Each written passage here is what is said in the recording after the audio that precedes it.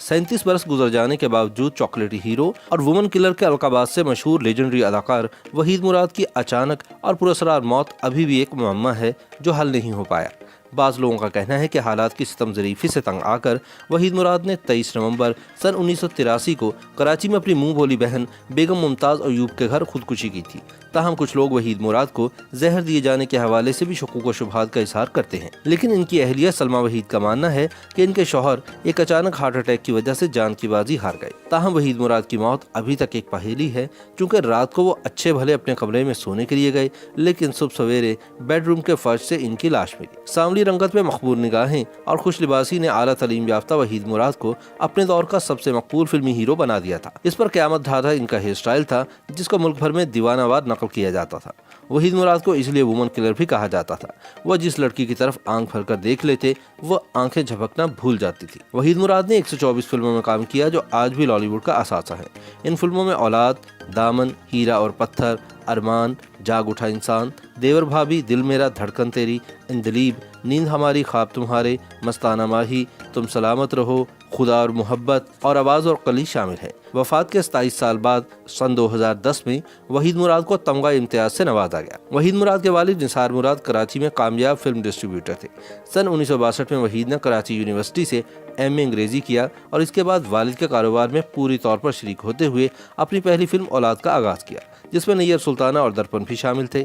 लेकिन इनकी अदाकारी के असल जौहर तब खुलकर सामने आए जब इनके दोस्त परवेज मलिक अमेरिका से फिल्म साजी का डिप्लोमा लेकर लौटे और इन्होंने वहीद मुराद की फिल्म हीरा और पत्थर की हिदायतकारी के फराइज संभाल लिए। इस फिल्म में वहीद मुराद ने गधा गाड़ी वाले का किरदार अदा किया, जो कि ज़ेबा की मोहब्बत में गिरफ्तार हो जाता है। इस फिल्म को ज़बरदस्त कामयाबी हासिल हुई और वहीद मुराद को सन 1964 के बेहतरीन अदाकार का निगार अवार्ड दिया गया। बाद में वहीद मुराद, परवेज मलिक, मौसीकार सुहेल राना और गीत निगार मसरूर अनवर की एक ऐसी टीम तैयार हो गई जिसने इंडस्ट्री को पै दर पै कामयाब फिल्में दी। पाकिस्तान की फिल्मी सनत में सन 1960 और सन 1970 की दिहाइयों को बजा तौर पर वहीद मुराद का ज़माना करार दिया जा सकता है। अगरचे इस दौर में संतोष, दर्पण, सुधीर, एजाज, हबीब और बाद में मोहम्मद अली और नदीम ने भी अपनी अदाकारी के जौहर दिखाए, लेकिन इनमें से कोई अदाकार भी वो अफसानवी हैसियत हासिल कर सका जो वहीद मुराद के हिस्से में आए। वहीद मुराद को ना तो स्टूडियो पहुंचने के लिए कभी बसों और रिक्शों में धक्के खाने पड़े और ना ही काम मांगने के लिए डायरेक्टरों और प्रोड्यूसरों के दर पर हाजिरी देनी पड़ी। वो तो सोने का चम्मच मुंह में लेकर पैदा हुए थे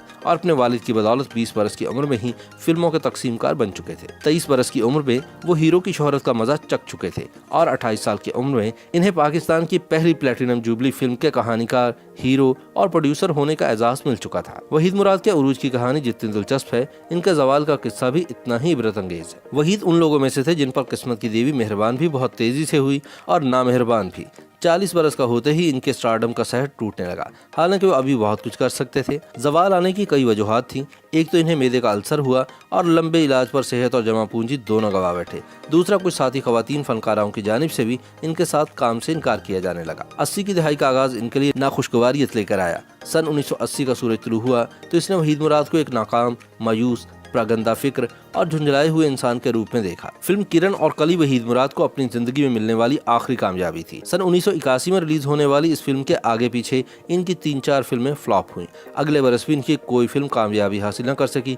फिल्मी अखबारों में अब वहीद मुराद के खिलाफ उन सब लोगों ने अपना गुस्सा उगलना शुरू कर दिया था जो इनके साथ माजी में काम कर चुके थे और इनसे नाला थे। वहीद मुराद को अब मोहम्मद अली और नदीम की फिल्मों में साइड रोल मिलने लगे, जिन्होंने बादल नखास्ता कबूल तो कर लिए, लेकिन दिल ही दिल में कुटते रहे। इन दिनों इनकी शराब नोशी तफरीह तबाह की हदूद से निकलकर अल्कोहलिज्म के दायरे में दाखिल हो गई। 12 सितंबर सन 1983 में लाहौर में रावी रोड पर कार चलाते हुए इनका एक खौफनाक एक्सीडेंट हुआ, जिससे इनके चेहरे पर शदीद चोटें आईं।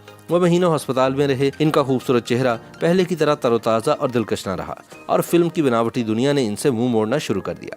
इलाज के बाद भी होंठ और एक आंख के पपोटे पर जख्म का निशान बाकी रह गया, जिसके लिए तिब्बी माहिरीन ने इन्हें कॉस्मेटिक सर्जरी का मशवरा दिया। 11 नवंबर सन 1983 को वहीद मुराद अपने 6 साल बेटे आदिल मुराद को साथ लेकर कराची चले गए। इनकी अहलिया सलमा मुराद अपनी बहन मरियम ईसा से मिलने अमेरिका गई हुई थी। कराची में वहीद के 2 फ्लैट थे, लेकिन ये डिफेंस सोसाइटी में अपने मुंह बोली बहन बेगम मुमताज़ अयूब के घर ठहरे। 13 नवंबर को इन्होंने आदिल की